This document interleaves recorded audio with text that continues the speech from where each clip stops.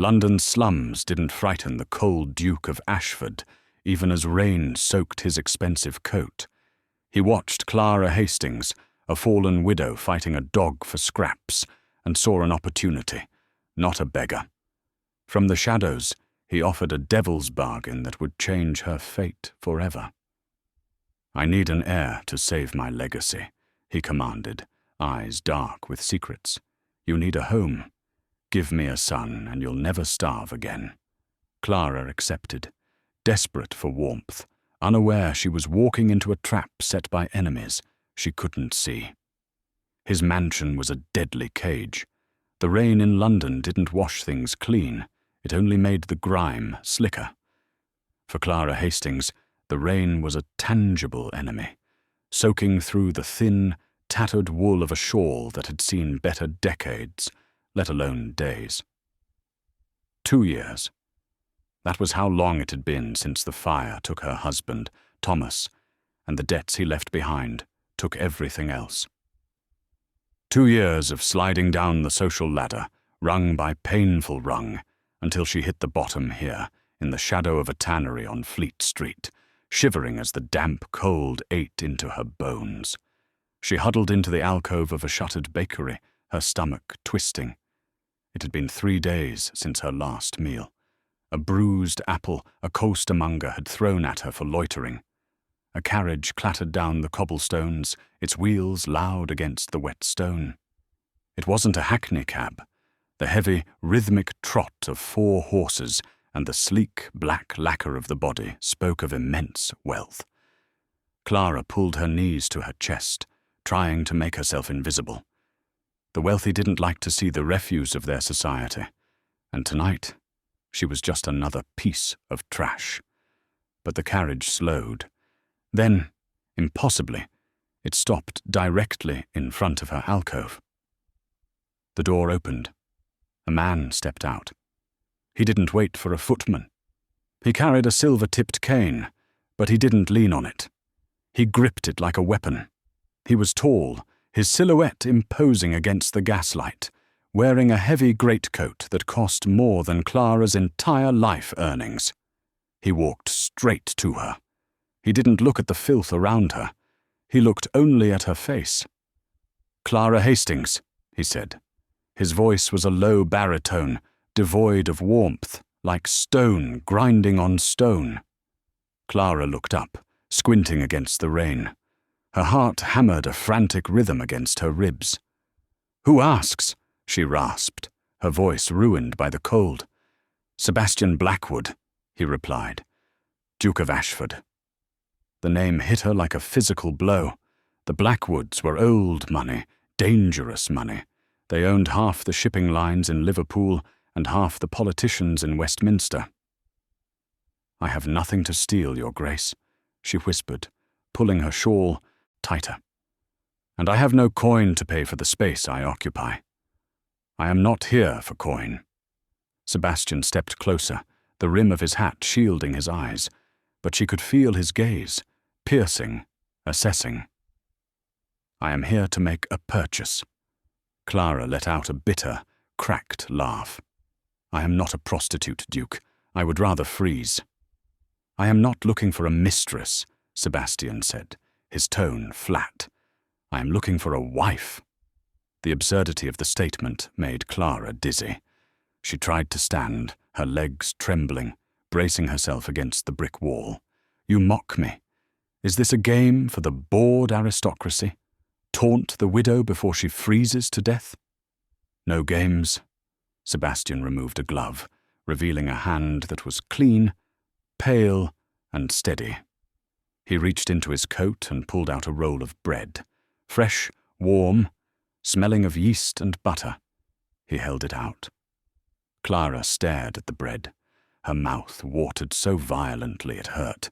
Her pride screamed at her to slap it away, but her body screamed louder to take it. With a shaking hand, she snatched the roll and tore into it, uncaring of how she looked. Sebastian watched her eat, his expression unreadable. "My uncle, Lord Silas, is next in line for my title. If I die without an heir, he inherits everything. The estate, the fortune, the tenants. Silas is a cruel man. He will evict 300 families from my lands to build hunting grounds the moment I am in the ground. Clara swallowed a heavy lump of bread. Why tell me this?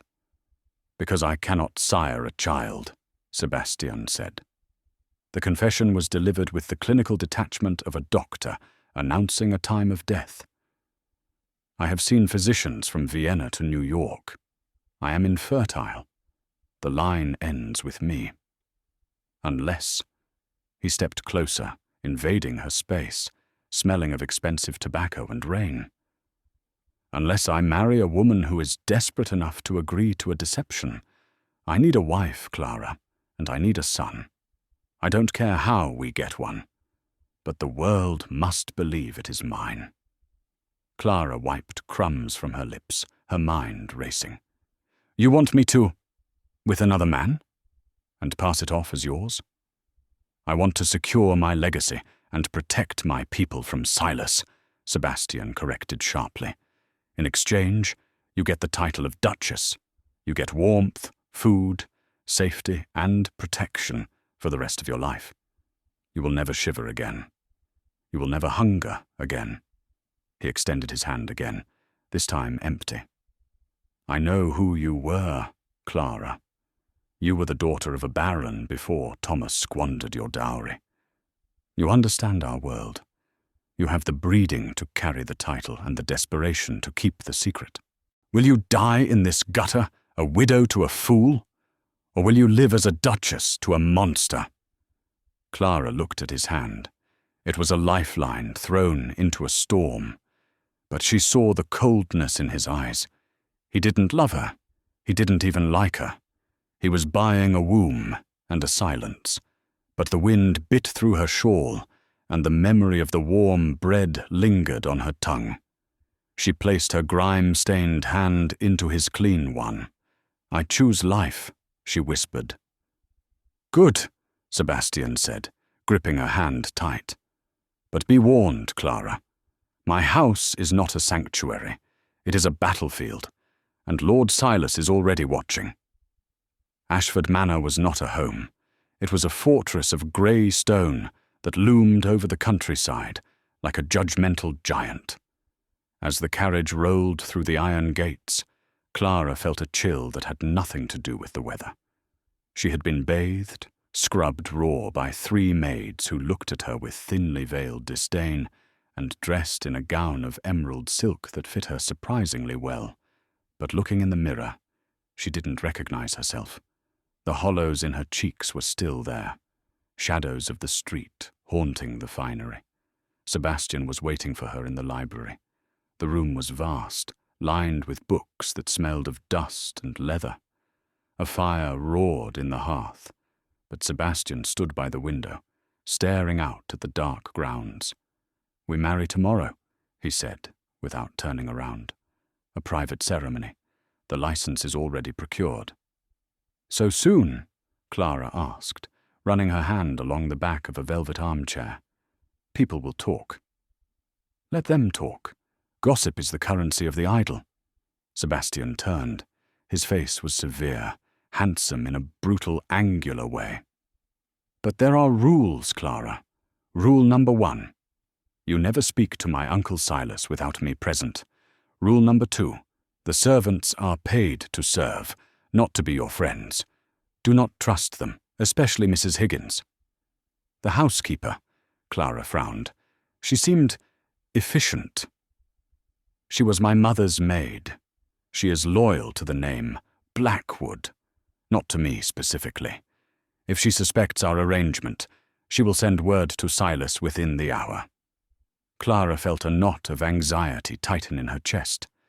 And the heir? Sebastian's jaw tightened. We will discuss that when it is time. For now, you must play the part of the enamored bride. Can you do that? I was an actress in my youth, Your Grace, before Thomas. Don't call me Your Grace.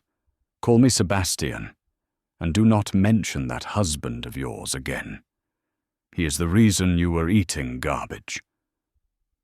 The cruelty of his words stung, but Clara bit her tongue. He was right. Suddenly, the heavy, oak doors of the library swung open. A man strode in, unannounced. He looked like an older, softer version of Sebastian, but where Sebastian's eyes were cold flint, this man's eyes were watery and shifting. "Sebastian!" the man boomed, a false smile plastered on his face. "I heard the rumors in the village, but I didn't believe them. You? Bringing a woman home?" Sebastian stiffened. "Uncle Silas, you are trespassing." "Nonsense, nephew. Family is never trespassing." Silas turned his gaze to Clara.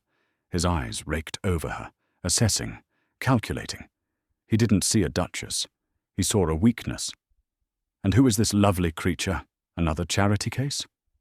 "This is Clara," Sebastian said, stepping between Silas and Clara, a protective wall of ice. "My fiancée." Silas's smile didn't waver, but his eyes went dead. "Fiancé? But my dear boy, we both know the limitations of your constitution. Why marry when the line ends with you, anyway?" The air in the room grew heavy, suffocating. Clara realized then just how dangerous this game was. Silas knew. He knew Sebastian couldn't have children.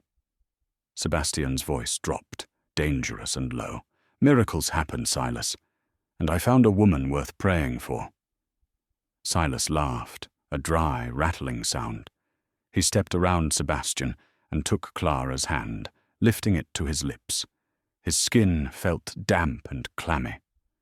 "A pleasure, Miss Clara.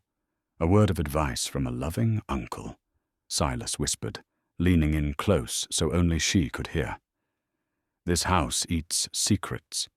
If you have any, bury them deep, or I will dig them up." He dropped her hand and turned back to the door. "I look forward to the wedding. I wouldn't miss the beginning of the end for the world." As the doors closed behind him, Clara looked at Sebastian. He was trembling, not with fear, but with a rage so profound he looked ready to shatter. "He knows," Clara whispered. "He suspects," Sebastian corrected. "There is a difference. But we have to move faster. Silas won't just wait for me to die. He will try to accelerate the process." Clara felt a cold dread settle in her stomach. She had traded the dangers of the street for a danger far more subtle and poisonous. "Sebastian," she asked quietly, "how exactly are we going to produce this air if everyone is watching us?" Sebastian looked at her, and for the first time the mask slipped. She saw desperation, raw and bleeding, behind the Duke's arrogance. "I have a plan," he said, "but it requires us to commit a crime that could hang us both." The wedding took place in the private chapel on the Ashford estate, a cold, stone structure that smelled of damp earth and centuries of unrepented sins. There were no flowers, no choir, and no guests, save for 2 witnesses, the village solicitor, Mr. Thaddeus Gryn, and, inevitably, Lord Silas. Clara wore a gown of ivory lace that had been pulled from the attic, a dress belonging to Sebastian's grandmother. It was heavy, stiff with age, and smelled faintly of lavender and mothballs. As she walked down the short aisle, the heavy fabric rustled like dry leaves, a sound that seemed deafening in the silence. Sebastian stood at the altar. He looked devastatingly handsome in his formal morning coat, but his face was drawn, his skin pallid. He didn't look like a groom awaiting his bride. He looked like a man awaiting a firing squad. "Dearly beloved," the vicar began, his voice trembling slightly. He was a nervous man, clearly intimidated by the Duke. As they recited their vows, Clara felt the weight of Sebastian's hand in hers. It was cold. When he promised to love, cherish, and protect, his voice didn't waver, but his eyes refused to meet hers. He stared over her shoulder at the stained glass window, depicting St. George slaying a dragon. Clara wondered which one of them was the dragon, and which was the sacrifice. "I do," Clara whispered, sealing her fate. "I do," Sebastian echoed. "I present to you the Duke and Duchess of Ashford," the vicar announced, closing his Bible with a snap that sounded like a judge's gavel. Silas was the first to approach. He didn't hug his nephew. He clapped him on the shoulder with enough force to stagger a lesser man. "Well done, Sebastian. You've secured the vessel. Now let's see if you can fill it." He turned to Clara, handing her a small, velvet-wrapped box. "A wedding gift, my dear." Clara opened it. Inside lay a brooch, a silver serpent eating its own tail. "The Ouroboros," Silas said, his eyes glittering with malice, "a symbol of eternity, or, in this family, a symbol of how we devour ourselves to survive. Wear it in good health, Duchess." The wedding breakfast was a grim affair. Sebastian drank 3 glasses of whiskey and ate nothing. Silas spent the entire hour recounting stories of women who had died in childbirth, watching Clara's face for a reaction. Clara ate methodically, forcing herself to consume the roast pheasant and potatoes. She had starved for 2 years. She would not let a cruel old man ruin a hot meal, no matter how much bile rose in her throat. As the grandfather clock in the hall struck 9, Silas finally departed, his carriage wheels crunching away into the night. The moment the heavy front doors closed, the atmosphere in the house shifted from oppressive to terrifying. Sebastian turned to Clara. The whiskey had put a flush in his cheeks, but his eyes were starkly sober. "Go to your chambers," he commanded. "Mrs. Higgins will prepare you. Do not lock the door." "Sebastian," Clara started, her voice shaking. "You spoke of a crime. You spoke of a plan. What is happening tonight?" He stepped close to her, gripping her shoulders. "Tonight, we secure the heir. But know this, Clara. What happens in that room stays in that room. If you speak of it, we hang. Do you understand? We hang." He let her go and turned away, pouring himself a 4th glass. "Now go." The master suite was a cavernous room, dominated by a massive 4-poster bed, draped in heavy velvet curtains. Mrs. Higgins had brushed Clara's hair in stony silence, helped her into a nightgown of sheer silk that made Clara feel naked, and extinguished all the candles, save for one by the bedside. "Good night, Your Grace," Mrs. Higgins had said, the title dripping with sarcasm. Now, Clara sat on the edge of the bed, her heart hammering against her ribs like a trapped bird. She waited. 10 minutes. 20. The house groaned in the wind. Then, the handle turned. Clara held her breath, expecting Sebastian. But the man who slipped into the room was not the Duke. He was dressed in rough, common clothes, a wool tunic and trousers stained with mud. He wore a heavy cloak with the hood pulled up. He was tall, broad-shouldered, and moved with a silent, predatory grace that belonged to a thief or a soldier. He locked the door behind him and turned. He lowered his hood. Clara stifled a scream. The man had Sebastian's face, the same sharp jaw, the same aquiline nose, the same dark hair. But where Sebastian was polished marble, this man was rough granite. A jagged scar ran from his temple to his cheekbone. His skin was weathered by sun and wind, and his eyes were not cold like Sebastian's. They were burning with a mix of anger and shame. "Who are you?" Clara whispered, backing up until her spine hit the headboard. "I am the solution," the man rasped. His voice was deeper than Sebastian's, rougher. "Name is Elias Blackwood." "Blackwood?" Clara gasped. "Sebastian has no brother."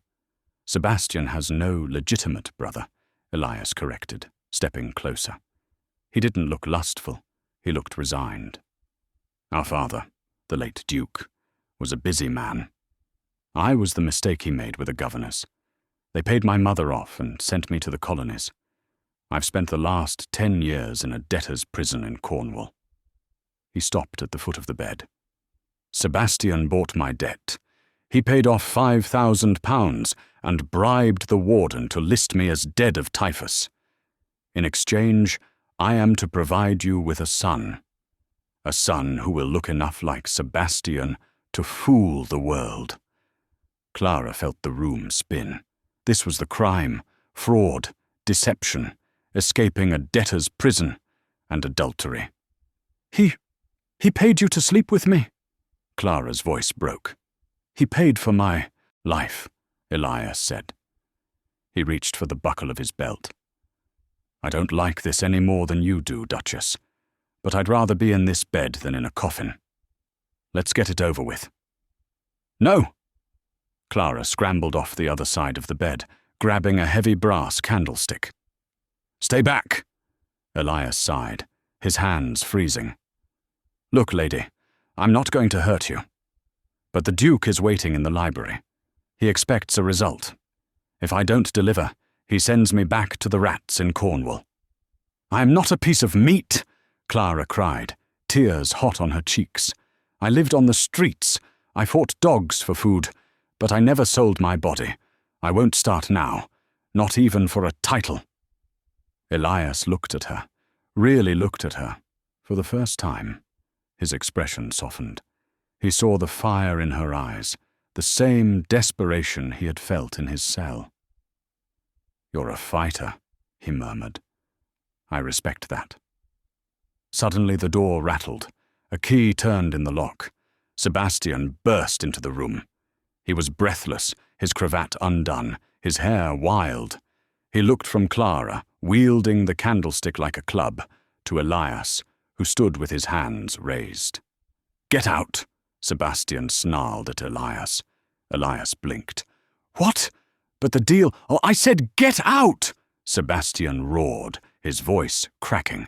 He stormed over to Elias, grabbing his half-brother by the collar and shoving him toward the secret servant's door in the corner of the room. Go to the stables. Take the horse I prepared. Go to America. If I see you again, I'll kill you myself. You're voiding the contract? Elias asked, a smirk touching his lips. You're a soft fool, brother. Go! Elias vanished into the shadows of the servants' passage. Sebastian slammed the panel shut and leaned his forehead against the wood, breathing heavily. The room fell silent. Clara lowered the candlestick, her hands trembling uncontrollably. You came back, she whispered. Sebastian turned. He looked wrecked. I sat in the library, and I imagined you. I imagined him touching you, and I realized that I am a monster. But I'm not that kind of monster. I cannot build a legacy on your rape, Clara. He slid down the wall to sit on the floor, burying his face in his hands. I have failed. Silas wins. Without an heir, he will have me declared incompetent. He will take everything. Clara looked at the man who had plucked her from the gutter. He was flawed, arrogant, and desperate, but he had just sacrificed his only hope for her honor. She crossed the room and knelt before him. She took his hands away from his face. He doesn't have to win, she said fiercely. Sebastian looked at her, confused. What? Silas expects an heir. The world expects an heir. So, we will give them one. I am infertile, Clara. We've been over this. The world doesn't know that, she whispered, her mind racing with the instincts of a survivor. We lie. We tell everyone I am with child. We pad my stomach. We fake the sickness. And in 9 months? Sebastian asked bitterly. When there is no baby? We have 9 months to find a solution, Clara said, gripping his hands tight. 9 months to find an orphan, a distant cousin, or a miracle. But we buy time. We fight. You saved me from the cold, Sebastian. Now let me save you from him." Sebastian stared at her. For the first time, the ice in his eyes melted, replaced by a flicker of awe. "You would do that? Committing fraud against the crown?" "I told you," she said, a small, dangerous smile touching her lips. "I choose life."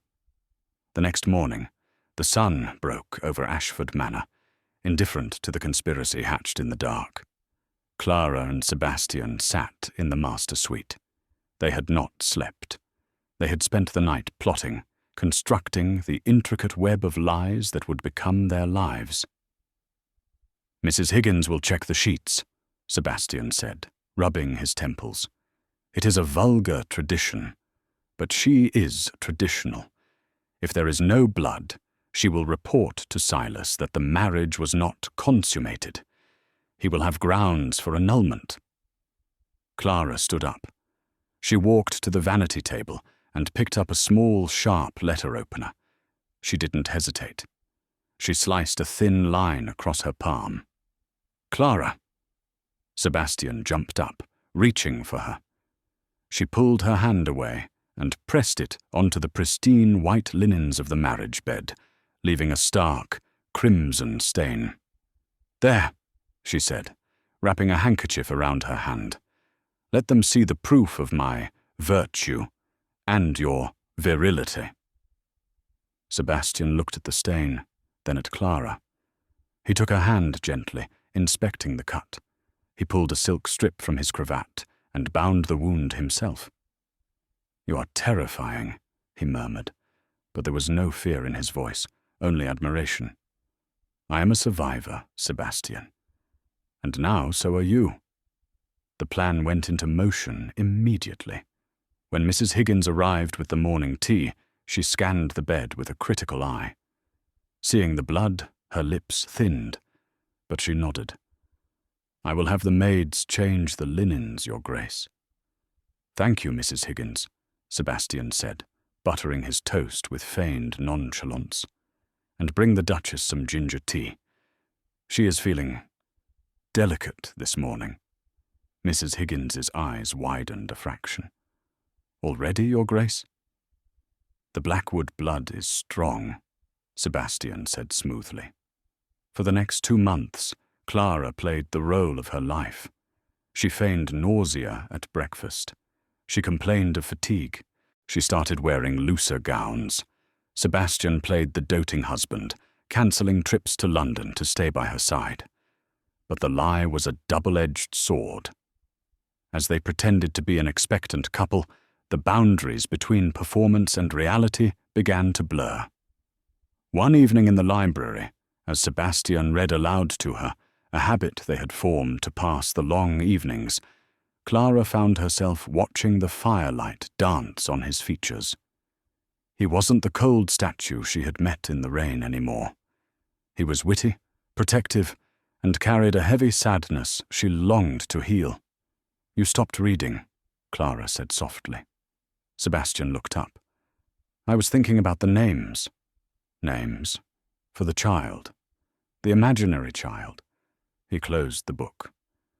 "I always wanted a son named Leo, after the constellation. I used to look at the stars when I was a boy, before my father beat the wonder out of me." "Leo?" Clara tested the name. "It's a strong name, a king's name." The moment was tender, fragile. Sebastian leaned forward, and for a heartbeat, Clara thought he might kiss her. Bang! The library doors flew open. Silas stood there, flanked by a tall, severe-looking man carrying a black medical bag. "Uncle," Sebastian stood, placing himself in front of Clara. "You have a habit of forgetting how to knock. And you have a habit of spreading joyous news without telling your family," Silas sneered.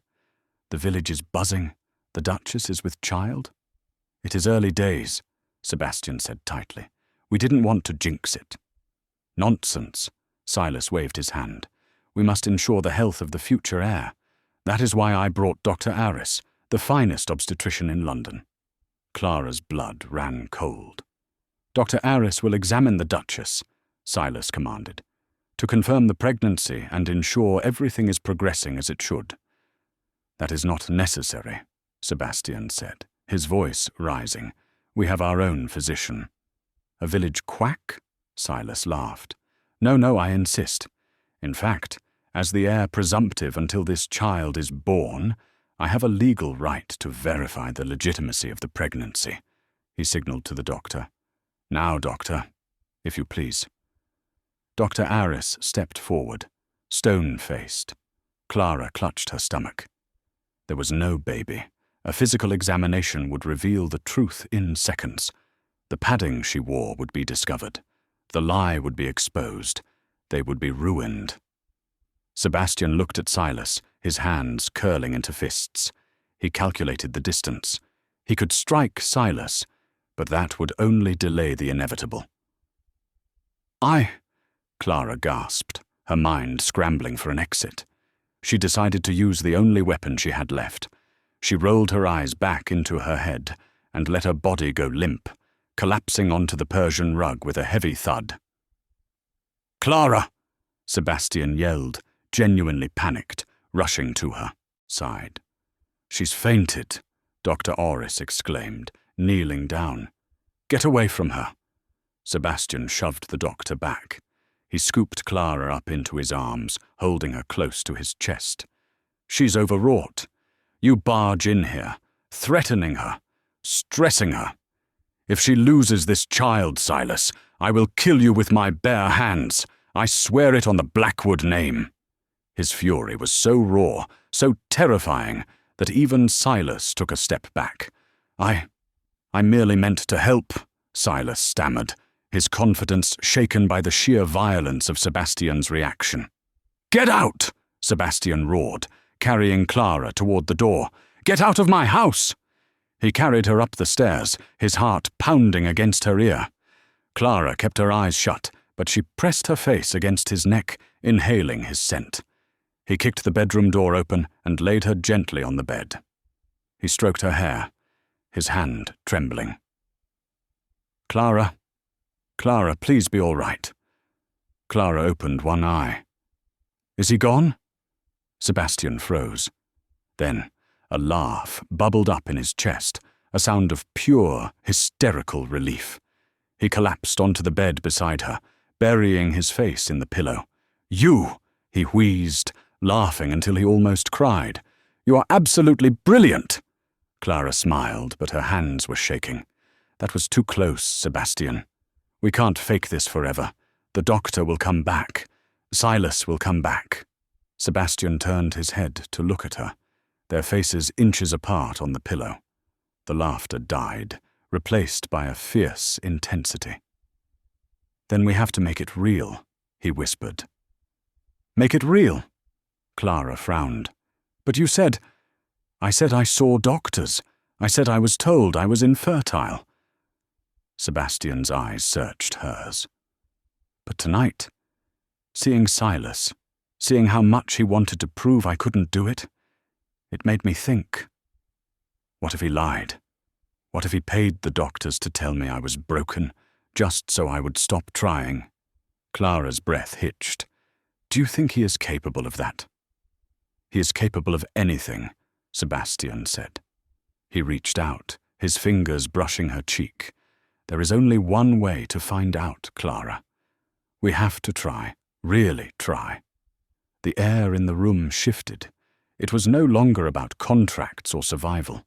It was about the heat between them, the shared danger that had forged a bond stronger than any arranged marriage. "And if it doesn't work?" Clara whispered. "Then at least," Sebastian said, leaning in until his lips brushed hers, "we will have truly lived." 3 months had passed since the night of the fainting spell. 3 months where the grey stone of Ashford Manor seemed to soften under the glow of a new reality. The lie had become the truth. Sebastian and Clara had ceased acting. The cold, transactional distance between them had been replaced by a fierce, consuming intimacy. They spent their days riding across the estate, Sebastian showing her the lands that would one day belong to their son, and their knights tangled together, whispering secrets in the dark. But the shadow of Silas still loomed. Sebastian had been making secret trips to London, hunting down the physicians who had diagnosed him years ago. One rainy Tuesday, Sebastian returned, his coat soaked, but his eyes blazing with a triumphant fire. He found Clara in the conservatory, repotting orchids. "I found him," Sebastian said, breathless, striding toward her. "Dr. Morel, the specialist who told me my seed was dead." Clara dropped her trowel. "And? He's a gambler, Clara, a desperate one. I found him in a gin den in Whitechapel. It didn't take much to make him talk. Silas paid him £5,000 10 years ago to falsify my records. There is nothing wrong with me. There never was." Sebastian grabbed Clara by the waist, lifting her off the ground and spinning her around. "I am whole, Clara. Silas stole 10 years of hope from me, but he didn't steal my future." Clara laughed, tears streaming down her face. But when he set her down, she grew serious. She took his hand and placed it flat against her stomach. "He certainly didn't," she whispered. Sebastian went still. His eyes widened, searching hers. "Clara, are you—" "I've been sure for a week," she smiled, her voice trembling. "We don't need Elias. We don't need lies. This is yours, Sebastian, a true heir."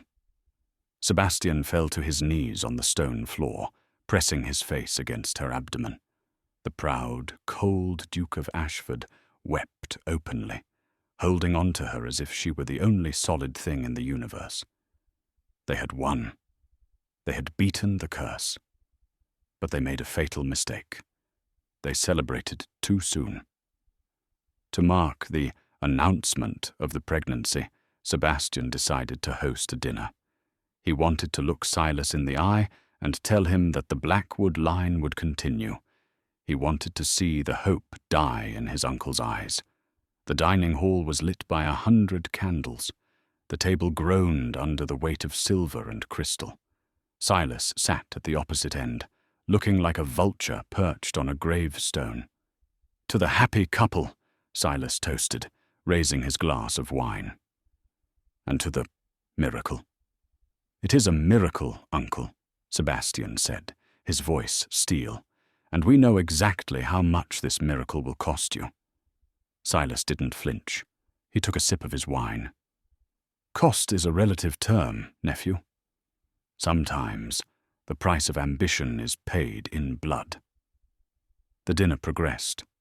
Clara felt a strange tension in the air. Mrs. Higgins was pouring the wine, her hands shaking slightly. Clara caught the housekeeper's eye, and the old woman looked away quickly, guilt etched into her wrinkles. "Sebastian," Clara whispered, reaching for his hand under the table. "Something is wrong." "Relax, my love." Sebastian smiled, taking a sip from his goblet. "Silas is just angry that he—" Sebastian stopped mid-sentence. His face went pale. He coughed, a wet, hacking sound. "Sebastian!" Clara squeezed his hand. Sebastian tried to stand, but his legs gave way. He crashed back into his chair, knocking over his wine glass. The red liquid spread across the white tablecloth like a wound. "Help him!" Clara screamed, jumping up. "Someone help him!" Silas didn't move. He sat calmly at the end of the table, watching his nephew gasp for air. Sebastian clutched his throat, his eyes rolling back in his head. Foam gathered at the corners of his mouth. "What did you do?" Clara shrieked, throwing herself at Sebastian, trying to loosen his cravat. "You poisoned him." "I merely accelerated the inevitable," Silas said, dabbling his mouth with a napkin. "The poor Duke, a weak constitution.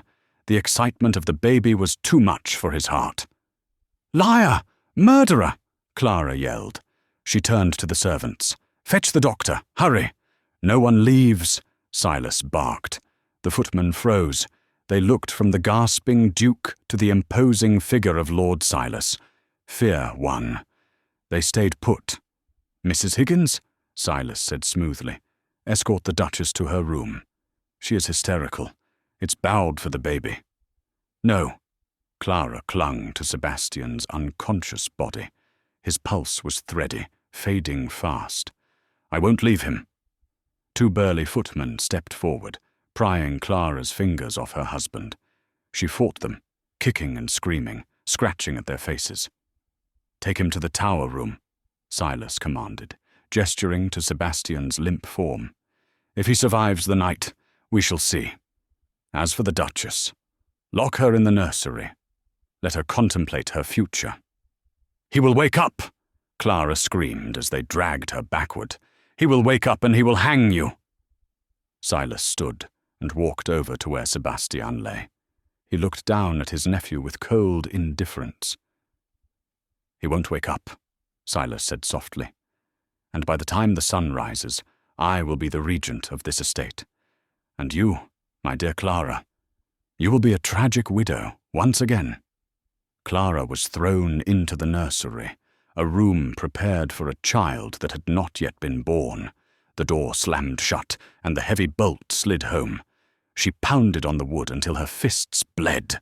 She screamed until her voice was gone, but only silence answered her. She slid down the door, sobbing. Sebastian was dying. She was a prisoner. And the baby was the only thing keeping her alive. But then she heard a sound, a scratching. It wasn't coming from the door. It was coming from the chimney. Clara scrambled back, grabbing a fire poker. A figure dropped from the flue, landing in a cloud of soot and ash. The figure stood up and brushed off the soot. He looked at Clara with familiar, burning eyes.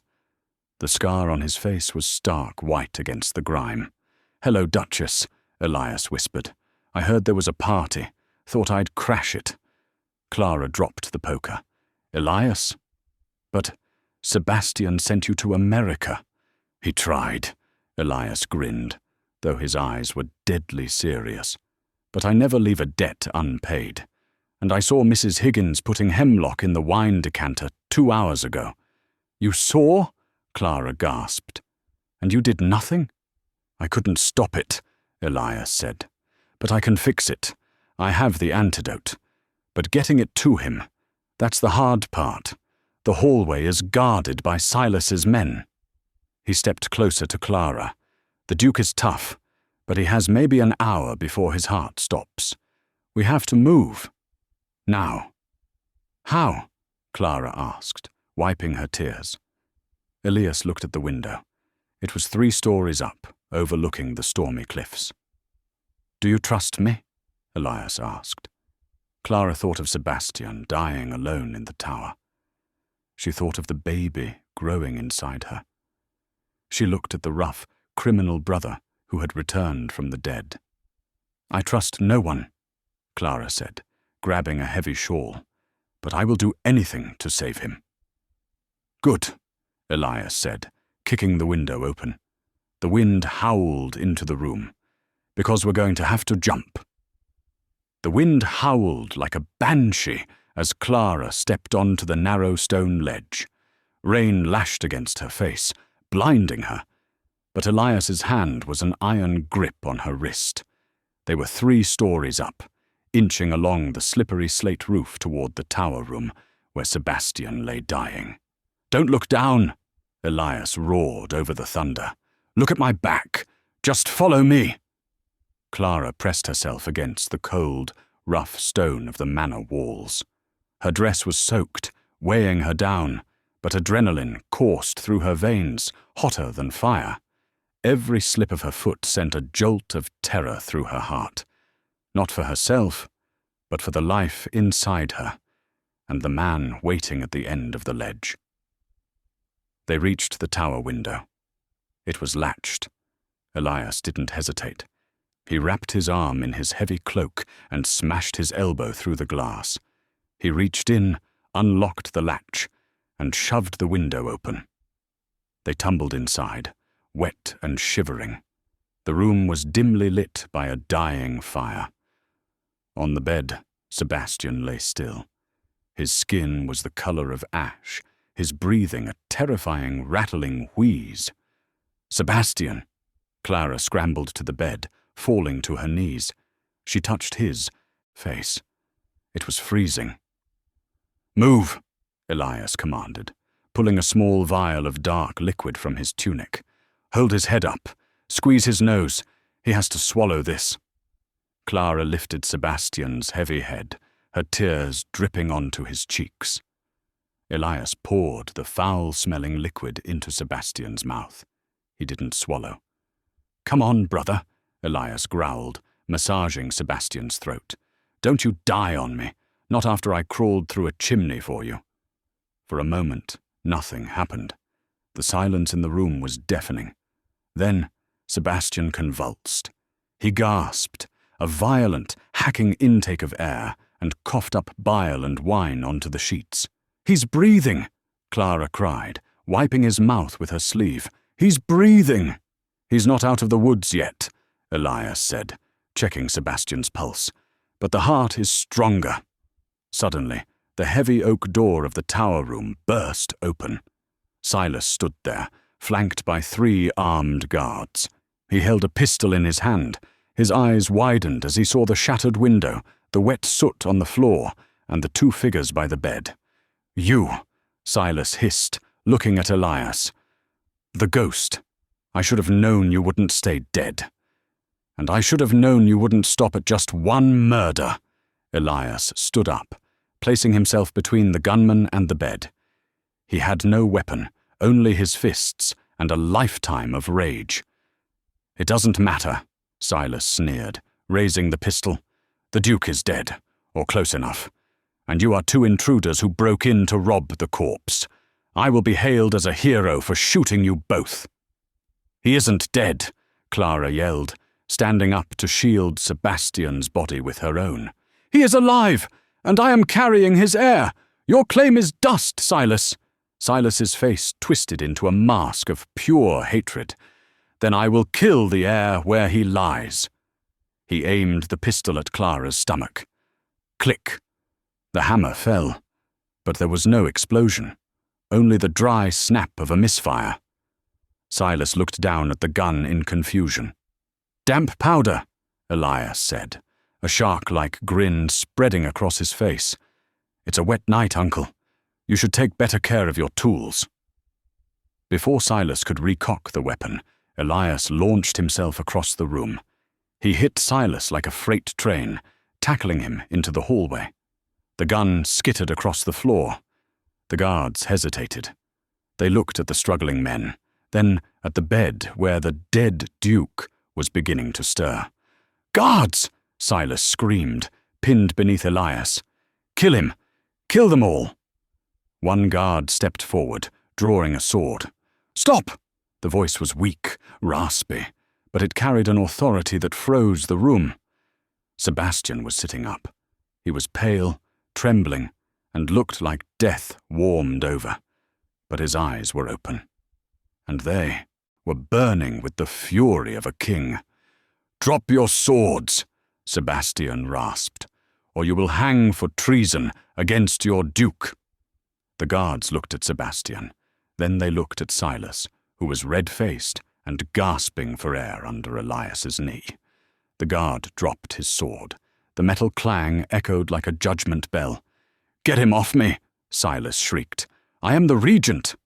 "You are nothing," Sebastian said, swinging his legs off the bed. Clara rushed to support him, but he waved her off. He needed to stand. He needed them to see him stand. He walked over to where Elias held Silas down. Sebastian looked down at his uncle, the man who had lied to him, poisoned him, and tried to kill his wife and unborn child. "Elias," Sebastian said softly, "let him up." Elias hesitated, then shoved Silas away. The older man scrambled to his feet, adjusting his disheveled coat, trying to regain some shred of dignity. "This is absurd," Silas spluttered. I was trying to protect the estate. These intruders. Save it for the magistrate, Sebastian said. Dr. Morell has already signed a confession about the falsified medical records. And Mrs. Higgins? Sebastian looked at the doorway, where the terrified housekeeper was peeking in. She will testify about the hemlock, won't you, Mrs. Higgins? Unless you want to join my uncle on the gallows? Mrs. Higgins fell to her knees, sobbing. He made me do it, Your Grace. He threatened my family. Silas looked around the room. He saw the guards backing away from him. He saw the cold resolve in Sebastian's eyes. He saw the wild strength in Elias. And he saw Clara, her hand on her stomach, looking at him with pity. He realized then that he hadn't just lost the game. He had lost the board. You win, Silas whispered, his shoulders sagging. But remember, nephew, bad blood doesn't die. It just sleeps. Take him away, Sebastian commanded. As the guards dragged a screaming Silas down the corridor, Sebastian finally let his facade drop. He swayed, his knees buckling. Elias caught him on one side, Clara on the other. Easy, brother, Elias grunted, helping him back to the bed. You've had a long night. Sebastian looked up at Elias. He saw the resemblance now, not just in the face, but in the spirit. You came back, Sebastian whispered. Why? Elias shrugged, looking uncomfortable. I forgot my hat. Clara laughed, a sound that broke the tension in the room. She leaned down and kissed Sebastian's forehead, then Elias's cheek. Thank you, she said to the rogue. Thank you for giving us a future. The golden hour. 6 months later, spring had finally come to Ashford Manor. The grey stones were covered in ivy, and the gardens were a riot of blooming roses. On the terrace, Sebastian sat in a wheelchair. Heir was still recovering his strength, the poison having taken a toll on his nerves, but he looked healthier than he ever had. In his lap sat a bundle of white blankets. He has your nose, Elias said, leaning against the stone balustrade. He was dressed in a fine suit now, the estate manager of Ashford, though he still refused to wear a tie. And he has his mother's lungs, Sebastian grimaced, as the baby let out a piercing wail. Clara walked out onto the terrace, carrying a bottle of milk. She looked radiant, the shadows of the street long erased from her face. She took the baby, Leo, from Sebastian, and soothed him instantly. The solicitor is here, Clara said, to finalize the papers. Good, Sebastian said. He looked at Elias. It is done then. Elias is officially recognized. My brother. My blood. Elias looked out over the green fields. You didn't have to do that, Sebastian. I was fine being the ghost. No more ghosts. Sebastian reached out and took Clara's hand, pulling her down to sit on the arm of his chair. He looked at his wife, his son, and his brother. We are a family, Sebastian said, the word feeling heavy and sweet on his tongue. And families protect their own. Clara rested her head on Sebastian's shoulder, watching the sun set over the estate. She remembered the cold rain of Fleet Street, the taste of the charity bread, and the devil's bargain she had made. She had walked into hell to find a home. But in the fire, she had found something much more precious. She had found a love that could defy death. I need an heir, she whispered, echoing the words he had spoken to her that first night. Sebastian smiled, kissing her hand. And you need a home. I have both, Clara said softly. I have everything. And that is the incredible story of the cold Duke and the homeless widow. From the slums of London to the edge of death in the Tower, Clara and Sebastian proved that even a marriage built on a lie can turn into the truest love of all. I have to ask you guys a question. Do you think Silas got what he deserved, or was prison too good for him? And what about Elias? Do you think he should have his own story? Let me know your thoughts in the comments down below. If this story made your heart race, please smash that like button. It really helps the algorithm find more romance fans like us. And don't forget to subscribe and ring the bell so you never miss a new story. I post new drama every single week. Thank you so much for watching, and remember, sometimes the darkest nights lead to the brightest mornings. See you in the next video.